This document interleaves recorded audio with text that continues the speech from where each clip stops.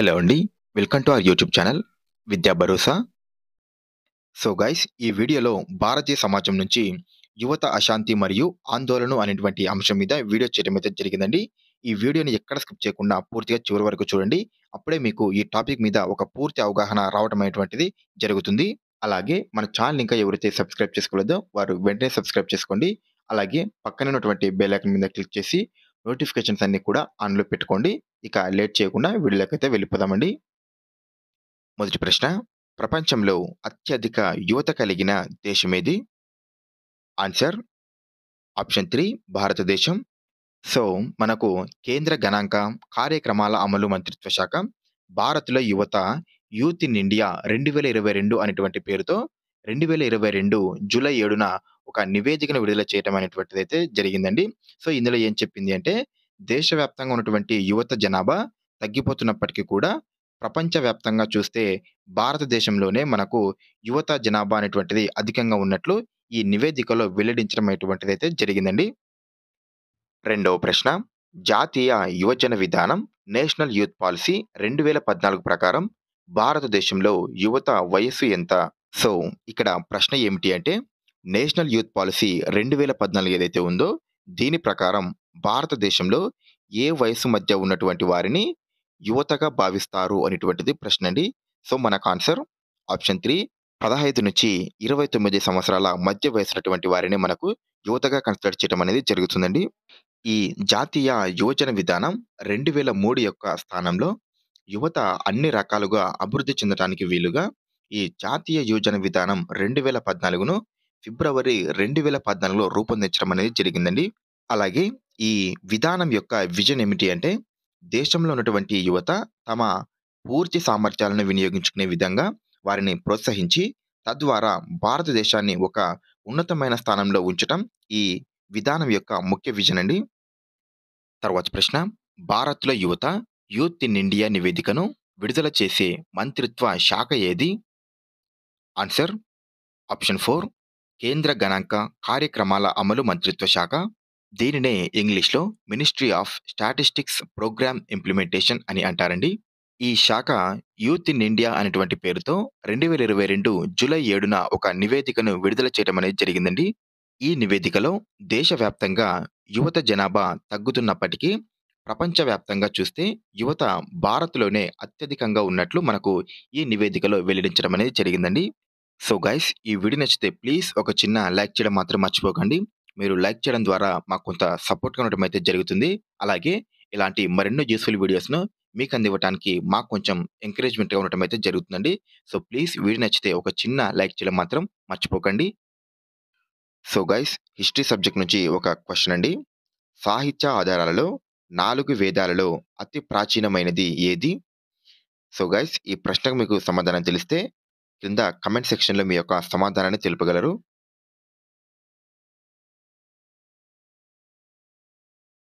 తర్వాత ప్రశ్న: యువజన సంక్షేమం కొరకు అవసరమైన నిబంధనలు, విధానాలు, కార్యక్రమాలను రూపొందించే మంత్రిత్వ శాఖ ఏది? ఆన్సర్ ఆప్షన్ 2 యువజన వ్యవహారాలు మరియు క్రీడల మంత్రిత్వ శాఖ. ఈ యువజన వ్యవహారాలు మరియు క్రీడల మంత్రిత్వ శాఖ మినిస్ట్రీ ఆఫ్ యూత్ అఫైర్స్ అనేటువంటిది ఏదైతే ఉందో దీని ఆధ్వర్యంలో ఉన్నటువంటి యువజన వ్యవహారాల విభాగం యువజన సంక్షేమం అంటే యూత్ వెల్ఫేర్ కోసం కొన్ని అవసరమైనటువంటి నిబంధనలు మరియు విధానాలు లేదా కార్యక్రమాలను రూపొందించడానికి ఈ మినిస్ట్రీ ఆఫ్ యూత్ అఫైర్స్ అనేటువంటిది ఒక నోడల్ ఏజెన్సీగా వ్యవహరించడం అనేది జరుగుతుందండి. సో, ఇందులో భాగంగా యువతలో ఉన్నటువంటి సృజనాత్మకతను వెలికి తీయడానికి ఈ మినిస్ట్రీ ఆఫ్ యూత్ అఫైర్స్ అనేటువంటిది యువతను వివిధ దేశాల నిర్మాణ కార్యకలాపాలలో భాగస్వామ్యం చేయటం అనేది జరుగుతుంది. తర్వాత ప్రశ్న: యువతలో అశాంతికి ప్రధాన కారణాలు ఏమిటి అనేటువంటిది ప్రశ్న అండి. సో, మనం ఒకసారి ఆప్షన్స్‌ని పరిశీలిస్తే ఆప్షన్ ఏ నిరుద్యోగిత. ఈ నిరుద్యోగిత అనేటువంటిది యువతలో అశాంతికి ప్రధాన కారణంగా చెప్పుకోవచ్చండి. అంటే ప్రభుత్వాలన్నీ కూడా విద్యార్థులకు చదువుకు తగినటువంటి ఉద్యోగ అవకాశాలు కల్పించటంలో ఇవి విఫలమవటం అనేటువంటిది మనం తరచూ చూస్తూ ఉంటాం. అంతేకాకుండా వారికి ఉపాధి అవసరాలను తీర్చడంలో కూడా ఈ ప్రభుత్వాలన్నీ కూడా విఫలమవటం అనేటువంటిది జరుగుతుందండి. అంటే కేవలం రాజకీయంగా లబ్ధి పొందటం కొరకు మాత్రమే ఎన్నికల సమయంలో ఉద్యోగాలను భర్తీ చేయటం, అలాగే పరీక్షల నిర్వహణలో సరైన నిబద్ధత లేకపోవడంతో లీకేజీల వ్యవహారాలు ఇలాంటి అనేకమైనటువంటి అంశాలన్నీ కూడా నిరుద్యోగ యువతలో అధికంగా నిరుత్సాహానికి కారణమవటం అనేటువంటిది జరుగుతుందండి. అలాగే ఆప్షన్ బి విద్యా వ్యవస్థలోని లోపాలు. సో, మనకు ఈ విద్యా వ్యవస్థలో ఉన్నటువంటి లోపాలన్నీ కూడా యువతలో అశాంతికి కారణమవటం అనేటువంటిది జరుగుతుందండి. అంటే ప్రస్తుతం ఉన్నటువంటి విద్యా వ్యవస్థ ఏదైతే ఉందో, అందులో ఉన్నటువంటి లోపాలు, అలాగే క్రమశిక్షణ రాహిత్యమైనటువంటి విద్యా విధానాలు, తక్కువ ప్రమాణాలతో కూడినటువంటి విద్య వల్ల యువత అనేటువంటిది సరైన అంటే నాణ్యమైన విద్యను పొందలేక, తత్ఫలితంగా ఉన్నత జీతాలతో కూడినటువంటి ఉద్యోగాలను పొందలేక, ఇలా ఎన్నో విషయాల పట్ల యువత అనేటువంటిది మనోవైఫల్యానికి గురవటం అనేటువంటిది జరుగుతుంది. అలాగే ఆప్షన్ సి సామాజిక మరియు రాజకీయ అసమానతలు. సో, మనకు ఈ సామాజిక, రాజకీయ అసమానతలనేటువంటివి కూడా యువతలో అశాంతికి ఒక కారణంగా చెప్పుకోవచ్చండి. అంటే ప్రస్తుతం ఉన్నటువంటి సమాజంలో సామాజిక, రాజకీయ అసమానతల కారణంగా జరుగుతున్నటువంటి అనేక సంఘటనలు కూడా యువత యొక్క భవిష్యత్తు పట్ల వారికున్నటువంటి ఆశలు, ఆశయాలను వారు నెరవేర్చుకోవడానికి ఎన్నో అడ్డంకులుగా ఉన్నాయని యువత భావించినప్పుడు వారు నిరుత్సాహానికి గురవటం అనేటువంటిది జరుగుతుంది. అలాగే ఆప్షన్ డి నైతిక విలువలను పెంపొందించడం. సో, ఈ నైతిక విలువలను పెంపొందించడం అనేటువంటిది మనకు రాంగ్ అండి. ఈ నైతిక విలువలు యువతకు అశాంతికి ఎటువంటి అడ్డంకిగా ఉండదండి. సో, ఇవి ఇంకా మన క్యారెక్టర్‌ని బిల్డ్ చేసుకోవటానికి ఈ నైతిక విలువలు అనేటువంటివి మనకు ఉపయోగపడటం జరుగుతుంది. సో, మనకు ఇది రాంగ్ అండి. చివరిగా ఆప్షన్ ఈ ఆర్థిక వెనుకబాటుతనం. సో, మనకు ఈ ఆర్థిక వెనుకబాటుతనం అనేటువంటిది కూడా యువతలో ఒక అశాంతికి కారణంగా చెప్పుకోవచ్చండి. అంటే ఈ ఆర్థిక వెనుకబాటుతనం అనేటువంటిది ఏదైతే ఉందో, సో, దానివల్ల అధికమైనటువంటి ఫీజులను వారు కట్టుకోలేక ఫీజులను తగ్గించమని, అలాగే స్కాలర్‌షిప్‌లను పెంచమని అనేక రకాలుగా వారు ఆందోళన చేయటం అనేటువంటిది జరుగుతుంది. సో, మనకు ఇచ్చినటువంటి వాటిలో ఏ, బి, సి అండ్ ఈ మాత్రమే సరైనవండి. So, option 2 is the right answer అండి. తరువాతి ప్రశ్న. ఈ క్రింది వాటిలో ఆమోదయోగ్యమైన ఆందోళన ఏది అనేటువంటిది ప్రశ్న అండి. ఇక్కడ ఆమోదయోగ్యమైన ఆందోళన అంటే నలుగురు కూడా అంటే ఒక ఆందోళనను నలుగురు కూడా ఓకే చేసేటువంటి లేదా అంటే నలుగురు కూడా సమ్మతించేటువంటి ఆందోళన ఏది అనేటువంటిది ప్రశ్న. సో, మనం ఒకసారి ఆప్షన్స్‌ని పరిశీలిస్తే ఆప్షన్ ఏ ప్రతిఘటన ఆందోళన. దీనిని ఇంగ్లీష్‌లో రెసిస్టెన్స్ యాగిటేషన్ అంటారండి. సో, ఈ ప్రతిఘటన ఆందోళన ప్రధాన లక్ష్యం ఏమిటి అంటే అధికారులతో చర్చలు జరపటం. ఉదాహరణకు ఒక కాలేజీలో మనకు మూల్యాంకన విధానంలో అంటే ఎవాల్యుయేషన్ ప్రాసెస్‌లో మనకు లోపాలు ఉన్నాయని తెలిసింది. సో, అటువంటి సిట్యుయేషన్‌లో విద్యార్థులందరూ కూడా ఆందోళన చేసి, చర్చలు జరిపి, ఆ కాలేజీ యొక్క యాజమాన్యంతో మాట్లాడి, లేదా వారిని బలవంతం చేసైనా సరే, ఈ మూల్యాంకనానికి సంబంధించినటువంటి నమూనాను వారు మార్చేలాగా ప్రయత్నం చేయటం అనేటువంటిది జరుగుతుంది. అలాగే ఆప్షన్ బి ఒప్పించే ఆందోళన. దీనిని ఇంగ్లీష్‌లో పర్సుయేసివ్ యాగిటేషన్ అంటారండి. అంటే ఇందులో అధికారులతో యువత తమ యొక్క సమస్యలను చర్చించడం ద్వారాను, అలాగే అధికారుల యొక్క వైఖరిని మార్చి వారిని ఒప్పించేటువంటి ప్రయత్నం చేయటం అనేటువంటిది జరుగుతుందండి ఇందులో. అలాగే ఆప్షన్ సి విప్లవాత్మక ఆందోళన. దీనినే ఇంగ్లీష్‌లో రెవల్యూషనరీ యాగిటేషన్ అంటారండి. సో, ఇది విద్య మరియు సామాజిక వ్యవస్థలో సడెన్‌గా ఒక భారీ మార్పును తీసుకురావడం కోసం చేసేటువంటి ఒక ఆందోళనగా ఈ విప్లవాత్మక ఆందోళనను పరిగణించడం అనేటువంటిది జరుగుతుందండి. ఉదాహరణకు 1989లో జరిగినటువంటి అస్సాంలో జరిగిన బోడో ఉద్యమం అండి. అలాగే 1994లో ఉత్తరప్రదేశ్‌లో జరిగినటువంటి ఉత్తరాఖండ్ ఆందోళనలు, అలాగే 2023లో ఖలిస్తాన్ కోసం అమృత్ పాల్ సింగ్ చేసినటువంటి ఆందోళనలు ఇందుకు ఉదాహరణలుగా మనం చెప్పుకోవచ్చండి. సో, మనకు ప్రశ్నలో అడిగినట్టుగా ఆమోదయోగ్యమైన ఆందోళన ఏది అంటే ఆప్షన్ బి ఒప్పించేటువంటి ఆందోళన అనేది సరైన సమాధానం అండి. తరువాతి ప్రశ్న.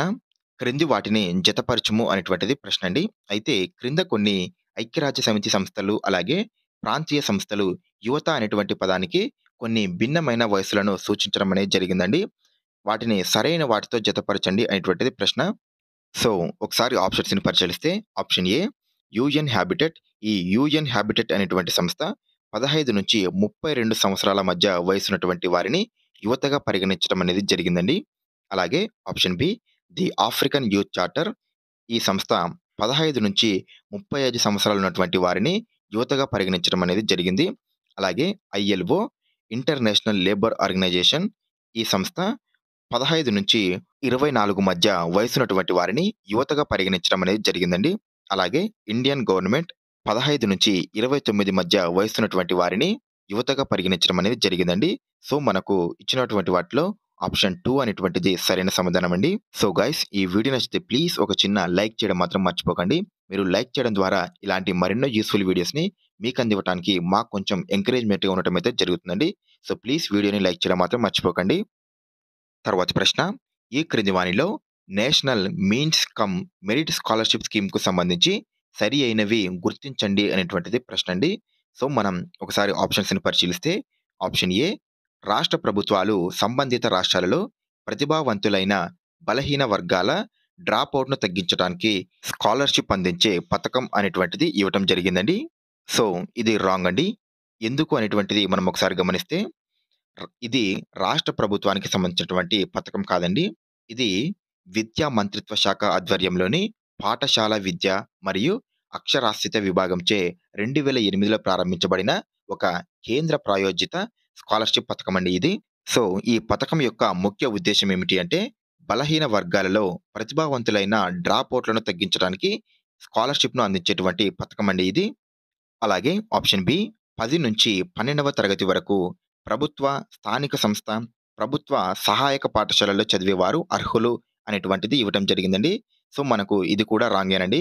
సో, ఎందుకు అనేటువంటిది ఒకసారి గమనిస్తే, ఈ పథకం 9-12వ తరగతి వరకు ప్రభుత్వ, స్థానిక సంస్థ మరియు ప్రభుత్వ సహాయక పాఠశాలలో చదువుతున్నటువంటి విద్యార్థులందరూ కూడా అర్హులండి. అలాగే ఆప్షన్ సి విద్యార్థులకు సంవత్సరానికి అందించే ఆర్థిక సహాయం రూ.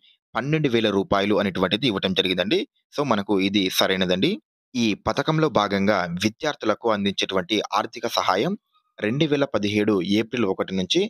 6,000 నుంచి రూ. 12,000కు పెంచడం అనేటువంటిది జరిగిందండి. అలాగే ఆప్షన్ డి కార్యక్రమాన్ని ప్రారంభించిన సంవత్సరం 2008 అనేటువంటిది ఇవ్వటం జరిగింది. సో, మనకు ఇది కూడా సరైనదండి. ఈ కార్యక్రమాన్ని 2008న ప్రారంభించడం అయితే జరిగిందండి.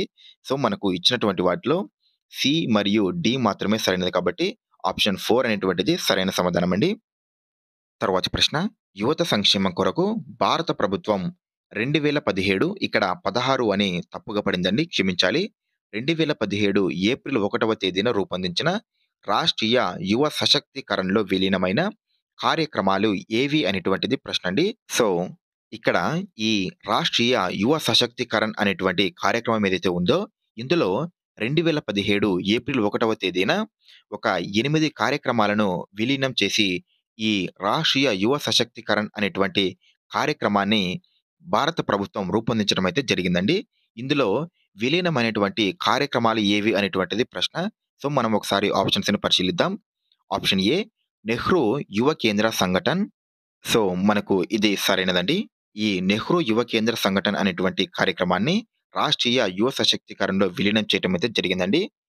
ఈ నెహ్రూ యువ కేంద్ర సంఘటన అనేటువంటిది భారత ప్రభుత్వంలోని యువజన వ్యవహారాలు మరియు క్రీడల మంత్రిత్వ శాఖ ఆధ్వర్యంలోని ఒక స్వయం ప్రతిపత్తి గల సంస్థ అండి.